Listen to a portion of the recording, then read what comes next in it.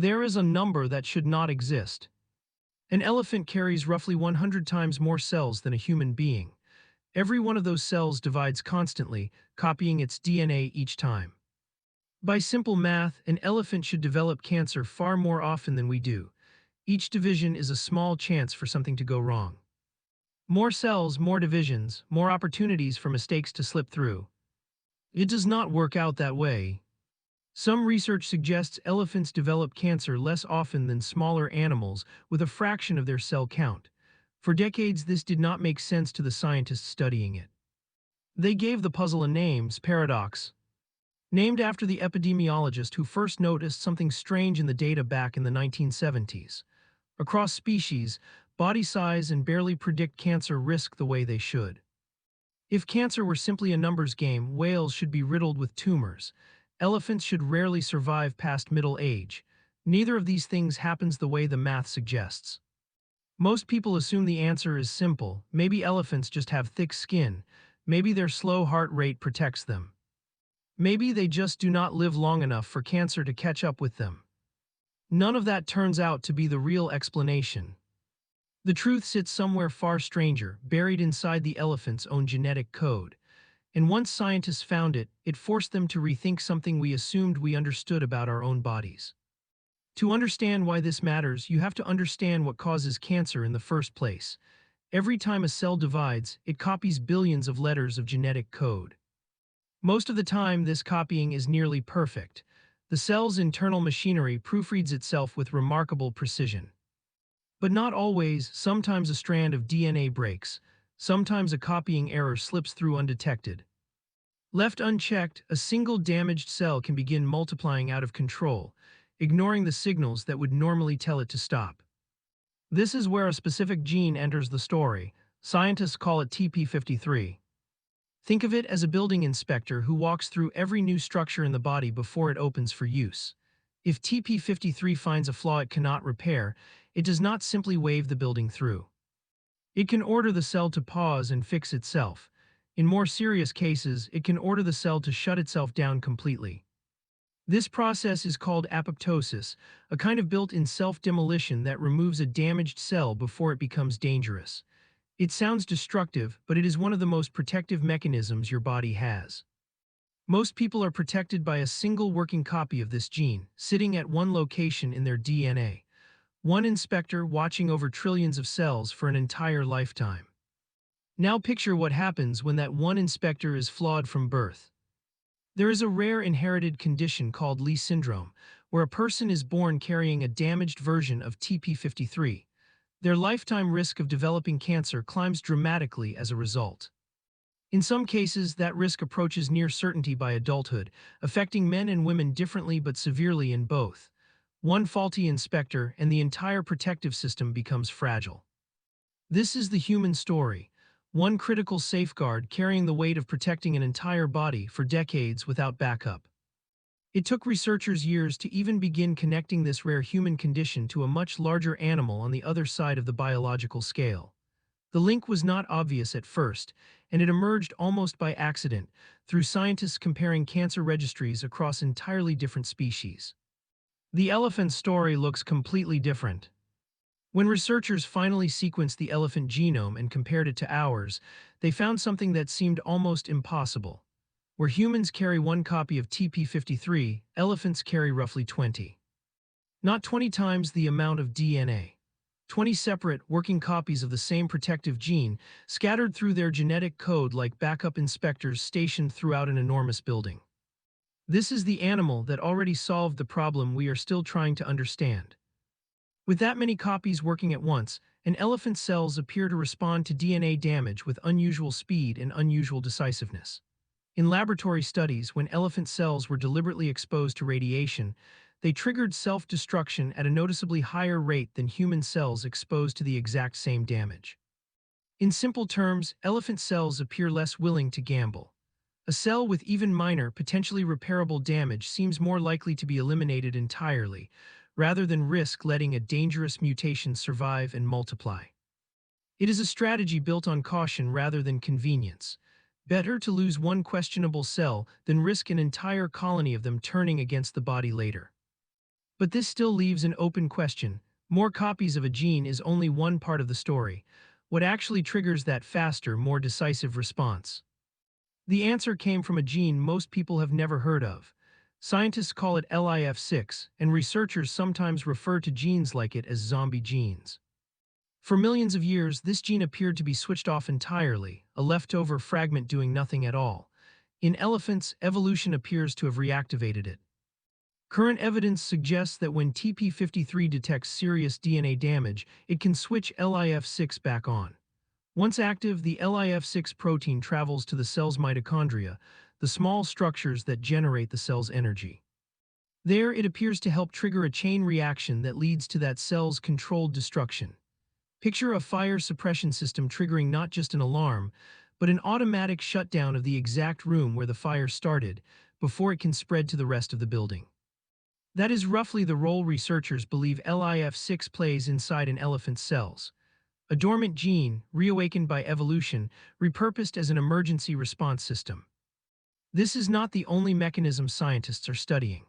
Some researchers have also found evidence that certain elephant versions of the P53 protein may behave differently around another regulatory protein called MDM2.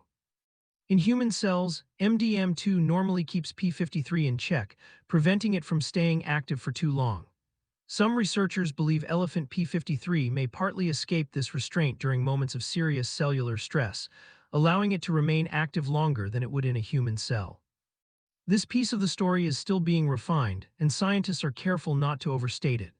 But taken together with the extra TP53 copies and the LIF6 pathway, it paints a picture of layered defense rather than a single lucky trick. The elephant does not appear to rely on one clever mechanism working alone. It appears to rely on redundancy stacked on top of redundancy. Layer after layer of the same protective system, arranged so that if one safeguard misses something, another is already positioned to catch it. But here is where the story becomes more complicated than a simple animal success tale. Researchers who study cancer across many species have found that the picture is not quite as tidy as one gene explaining everything. In one of the largest comparative studies ever conducted, scientists compiled cancer data across hundreds of vertebrate species, from fish to birds to mammals. What they found surprised even the researchers involved. Generally speaking, larger animals do tend to show higher cancer prevalence than smaller ones once you look at the full picture across the animal kingdom. One researcher involved in that work put it plainly: everything, it seems, gets cancer. No species examined turned out to be completely protected. This does not undo the elephant discovery. It reframes it in a more honest, more scientifically accurate way. Elephants are not cancer-proof. They are unusually resistant for an animal of their size, and the TP53 story explains a meaningful part of why that resistance exists. There is even evidence that different elephant species may not be identical in this regard. Some population-level data comparing Asian and African elephants in managed care settings has shown differences in reported cancer rates between the two groups, though researchers caution that these comparisons depend heavily on how each dataset was collected. Scientists studying paradox across the animal kingdom are still debating exactly how universal and how complete this size and cancer pattern really is. Some recent analyses argue the relationship is more complex within a species than it is when comparing across different species entirely. That tension between a powerful discovery and an unfinished debate is in many ways exactly how real science works. Certainty is rare in biology. Progress usually looks like narrowing the mystery, one careful study at a time, rather than eliminating it in a single dramatic breakthrough. So why would evolution build this kind of layered defense system into an elephant, and not into us? The evolutionary logic points back to body size and working together over enormous stretches of time. An elephant is enormous and can live 60 to 70 years in the wild under the right conditions. Across that much time and that many cells, the odds of a cancer-causing mutation appearing somewhere in the body rise sharply, unless something evolved specifically to counter that rising risk. Natural selection does not plan ahead, and it does not design solutions on purpose. It simply favors whichever random genetic changes happen to help an animal survive long enough to reproduce and raise its offspring. In elephants, extra copies of a cancer-suppressing gene appear to have offered exactly that kind of survival advantage, generation after generation, until the trait became widespread. human evolution took a noticeably different path. For most of our species' history, the majority of people did not live long enough for cancer to become a major evolutionary pressure at all. Childhood infections, injuries, predation, and complications during childbirth were all far more likely to end a human life long before age-related cellular damage had time to become relevant. Evolution responds to whatever is actively killing a population, not to distant future risks. In other words, evolution never had a strong reason to build elephant-level genetic redundancy into human DNA. For most of human history, our bodies simply did not live long enough to need that kind of backup system. This is where modern life quietly changes the entire equation. Human life expectancy has increased dramatically over the past century, largely thanks to medical research, improved sanitation, vaccination, and modern public health prevention. We have, in a sense, outrun the very conditions our biology was designed for. But this longer life comes with a hidden cost that rarely gets discussed. The longer a body exists, the more cell divisions occur across a lifetime, and the more opportunities arise for the kind of DNA damage that TP53 was originally built to catch, using only that one original, overworked inspector. At the same time, modern environments introduce entirely new categories of cellular stress that our ancestors never had to contend with. Tobacco exposure, certain industrial chemicals, excess ultraviolet radiation, processed diets, and long-term inflammation all appear to increase the rate at which harmful DNA damage can accumulate. Our ancestors rarely encountered these particular pressures at anything close to this scale, and our single-copy defense system was never evolved with modern chemistry or modern lifestyles in mind. This is the essence of what scientists call evolutionary mismatch. This is not a story meant to provoke fear. It is a story about mismatch, the same underlying theme that runs through so much of human biology and modern health science. Our bodies were shaped slowly over hundreds of thousands of years by ancient conditions. We are now living, almost overnight in evolutionary terms, inside a completely different modern world. Understanding this mismatch is exactly what has turned elephant biology from an interesting animal fact into a genuine and active area of medical research interest. Scientists are not studying elephants out of curiosity alone. Some researchers have begun exploring whether insights from the elephant's genetic backup system could someday inform new approaches to cancer prevention and cellular protection in humans. The logic is straightforward even if the science is still developing. If nature has already engineered a more resilient version of this defense system in another mammal, understanding exactly how it works could eventually open new doors in human medicine. This work remains in early preclinical stages of research. It has not yet translated into an approved human treatment or clinical therapy, and it would be inaccurate and irresponsible to suggest otherwise. Real scientific progress tends to move carefully, one confirmed step at a time. What this research does offer right now is a genuinely new direction of thinking. Rather than only treating cancer after it has already formed and spread, researchers are increasingly interested in the much earlier decision point inside a single cell. The moment a damaged cell decides whether to repair itself, shut itself down, or continue dividing despite carrying dangerous damage. Elephants appear to have refined exactly that decision point through millions of years of evolutionary pressure. There is also a more immediate, practical layer to this story, one that does not require decades of future research to matter to you personally today. Since TP53 activity, cellular repair, and the accumulation of DNA damage are all influenced by everyday lifestyle factors, certain evidence-based habits appear to genuinely support your body's existing single-copy defense system. This is where the science becomes something you can actually act on.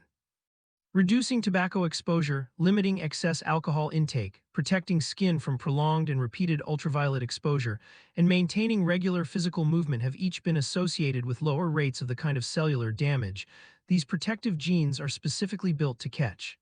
None of these choices are dramatic or complicated. None of these actions will rewrite your genetic code. You will never carry 20 backup copies of TP53 no matter how carefully you live. But you can meaningfully reduce how often your one copy is called into action in the first place, simply by lowering your overall exposure to preventable cellular stress. Sleep quality also appears to play a quiet but meaningful role in this picture. Some research suggests that the body carries out a significant portion of its cellular repair work during deep sleep, which means consistently poor sleep may reduce the efficiency of the very repair systems TP53 depends on. None of this means one bad night of sleep or one indulgent evening puts your health at risk. It means that small, repeated choices, made consistently across years rather than days, are what genuinely shape your long-term cellular health. There is also a psychological dimension to this story that deserves attention. Chronic stress has been linked in research to prolonged low-grade inflammation throughout the body. And that inflammation itself has been associated with increased cellular damage over time, creating a slow feedback loop between mental state and biological health. In this sense, protecting your mental is not separate from protecting your cells at all. The brain and the body are, in a very real biological sense, operating as one deeply connected system rather than two separate machines. What affects one inevitably influences the other, often in ways that take years to become visible. Regular medical screening plays an important role here as well, though not because it changes your underlying genetics in any way. Early detection dramatically improves outcomes in the moments when cellular damage does eventually slip past your body's natural defenses. In many ways, modern preventive medicine functions as an external layer added on top of the same protective system that elephants evolved internally over millions of years. It catches problems earlier, before they have the chance to spread further through the body. So where does this leave us, and where does this leave the original mystery we started with? Elephants did not escape cancer through luck, thick skin, or a conveniently slow heartbeat. Current evidence suggests they evolved something closer to an internal insurance policy built directly into their DNA. Dozens of backup inspectors standing guard where humans have only one, supported by a secondary alarm system capable of shutting down a compromised cell before it has any chance to cause lasting harm. It is an elegant solution, arrived at without any planning or intention at all. They are not immune to cancer. Current evidence makes that limitation very clear, and no responsible scientist claims otherwise. But elephants represent one of the clearest natural examples we currently have of a species solving, at the genetic level, a problem that continues to affect millions of human lives every single year. Their biology quietly demonstrates what redundancy can accomplish when evolution has enough time to build it. The deeper lesson here is not really about elephants at all. It is about what becomes possible when protection is built in layers, rather than resting entirely on a single point of failure. Our bodies were never given 20 backup copies of that particular safeguard. Evolution simply never had the evolutionary pressure, or the time, to build that kind of redundancy into a species that historically did not live long enough to need it. But we are not defenseless either, even without those extra genetic copies.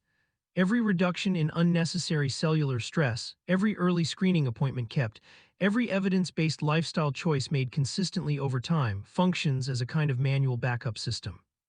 Standing in, imperfectly but meaningfully, for the redundancy that evolution simply never had reason to build directly into human DNA. It is a slower, more deliberate form of protection, but a real one nonetheless. The elephant never had to think about protecting its own cells. It was born with that architecture already fully in place, refined silently over millions of years before it ever took its first breath. We were not born with that same advantage. But for the first time in scientific history, we are beginning to understand exactly what that missing architecture actually looks like, gene by gene, mechanism by mechanism. And that understanding, incomplete as it still is, may be the closest thing we currently have to writing our own backup copy.